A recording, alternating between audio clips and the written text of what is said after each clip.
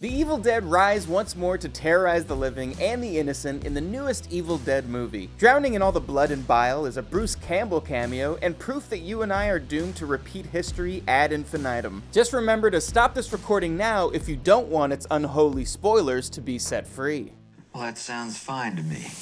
Evil Dead Rise opens with an extremely familiar scene. 3 young adults staying at a secluded cabin in the woods, where one by one each of them is killed or maimed by the evil forces that lurk amongst the trees. Don't get too comfortable watching though, this is just a rare dual pro-epilogue to the family-devouring story you have in store. The possession of Jessica is more than a cheeky movie tease. It is both a litmus test for you the audience and an homage to Evil Dead's long history. Within the first 10 minutes, you are given both the new rules of possession as well as a reintroduction to the gleeful goriness that made the franchise a household name to begin with. So if scalping and drone blades to the face aren't your speed, the film may not be for you. But beyond the bountiful blood spilling is the formula we all know and love. Caleb is no Ash, but he does share the poor decision making. Even Jessica reading Wuthering Heights without seeing the pages resembles Cheryl's card guessing in the first movie. Now, why Deadites use their telepathy for party tricks is beyond me, but back to the point.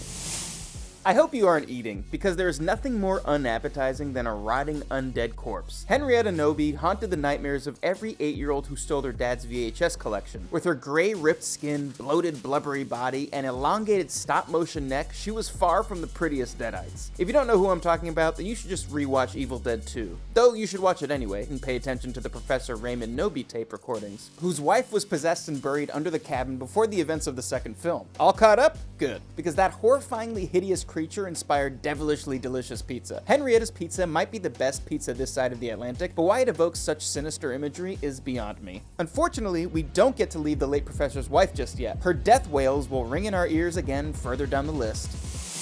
If you've somehow made it this far into the video without knowing who Bruce Campbell is and were waiting for some explanation, congratulations. He is a seasoned Sam Raimi regular. Hail to the king, baby. From Spider-Man to Doctor Strange, he's in everything. Their relationship started all the way back in 1975 when the two were still in high school. From there, Raimi started making Super 8 films, and who better to be in them than his good friend Campbell. This led to a short film called Within the Woods, which itself eventually birthed the first Evil Dead. From there, it's history. Got it? Good. Basically. But Evil Dead Rise is not a Raimi picture. He was a producer, sure, but the directing chops of Lee Cronin can be thanked for this friendly romp. Bruce Campbell's cameo is solely because he plays Ash. So where is the 6'1" silver screen powerhouse? It is admittedly hard to spot him in the claustrophobic setting because he isn't in it. He instead lent his voice to a scene that literally made my entire theater laugh. When Danny plays his groovy stolen record, you can hear the crowd shouting not to read the Necronomicon. And amongst the protests, there is one pretty good argument. Destroy it! It's called the Book of the Dead for a reason! This is the voice of none other than Bruce Campbell. Groovy. Though if you thought I'd say someone else, you haven't been paying much attention. Hey, I guess you could say Ellie is like Evil Dead 2, because she was dead by dawn. If the musical can make bad puns and win an award, so can I. Back to the point though, Ellie was dead wrong. Not only was everyone in fact dead by dawn, she even failed to kill a fetus, which, as far as demonic villains go, is kind of weak sauce, not gonna lie. Deadites have been threatening that since the 80s, and each time they are killed sooner rather than later. Where do these Deadites keep getting that idea from anyway? Well, all the way back to Evil Dead 2, in fact. None other than one Henrietta Noby chants it gleefully. Yes, for those in the comments, Ed said it first, but he's only a part demon. Dead by Dawn is almost synonymous with Evil Dead as a whole, and it would be blasphemous not to include it. Chainsaw aside, trust me, it's coming. The shotgun is probably the most recognizable weapon in the entire series, and even though it has changed its exact model over the decades, the most well-known has to be his boomstick, a 12-gauge double-barrel Remington. This bad boy can be found in the sporting goods section of your local S-Mart location. Shop smart. Shop S-Mart. Just be prepared to drop $240.31 in today's money. Inflation, the monster of capitalism since 1838. Not to mislead you, of course, Ash's top-of-the-line S-Mart firearm is missing completely from this film. Instead, you'll see a subtle shout-out to the sensational shotgun, because the only gun in the entire film is a double-barrel shotgun. Sweet and simple. Before we move on though, I have some questions. Why did Ash know where the gun came from? Simple answer, he just so happens to sell a similar gun at his work. Not a big deal, sure. Yet that doesn't explain why shotguns work in the first place. Deadites seem to be immune to stabbing, burning, slashing, smashing, and cerebral damage, just to name some of what we see. The only thing that can add an asterisk to their invulnerability seems to be a sawed-off shotgun.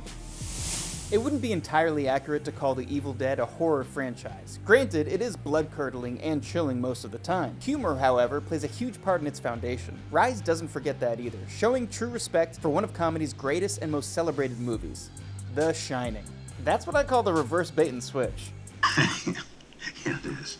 Before Beth and Cassie can escape their Kandarian pursuer, the elevator fills with blood and the two are sent into the grossest free fall down an elevator shaft. After a moment, the elevator opens and a flood of blood comes spilling out. If you haven't seen The Shining somehow, go watch it. The Kubrick version, not the King version. Well, that just happens to be exactly what I'm looking for.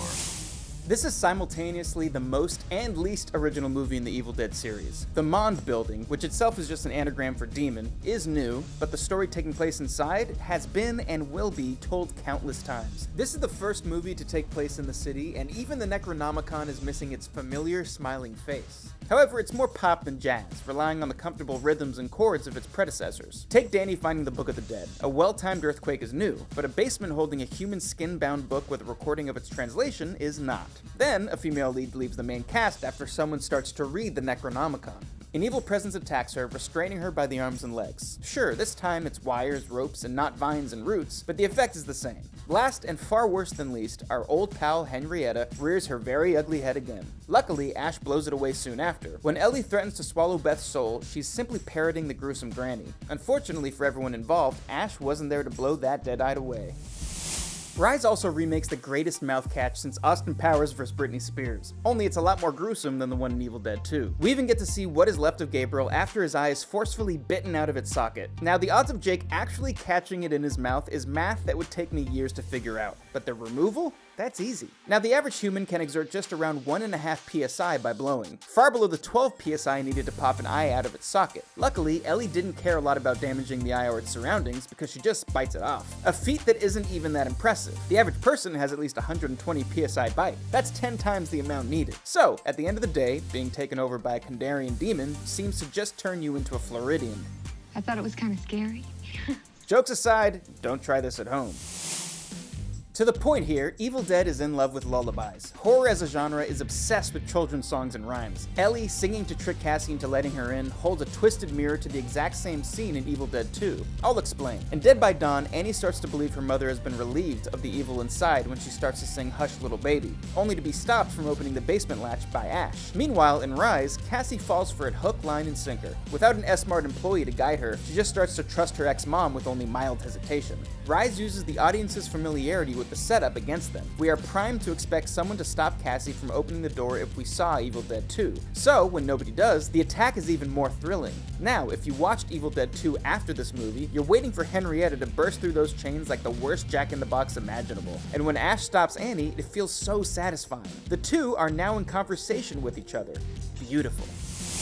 Bruce Campbell is not the only one who makes reappearances in Raimi Productions. He is known to hide a 1973 Oldsmobile Delta 88 in his works. The car makes its way into almost every Sam Raimi production imaginable. In fact, we even have an article about it on our website. If you're expecting me to tell you a long-winded tale about how it's hiding in some poster or in the parking garage somewhere, I have bad news. The car, like Campbell himself, is missing from the movie in the traditional sense. Cronin took a slightly askew take on the tradition. Everything Evil Dead related needs a chainsaw. It would feel empty without one. So, when he added his to the movie, Cronin hit two birds with one stone. So even though it's missing its ruby color, it gains a lovable and familiar honey mustard yellow. You're in luck, this story has a happy ending. The film was a fresh take on an old formula bound in the skin of all those who would come before. Be careful not to play any unknown tapes or records. Definitely don't read that creepy book you found in the fruit cellar either. Yeah,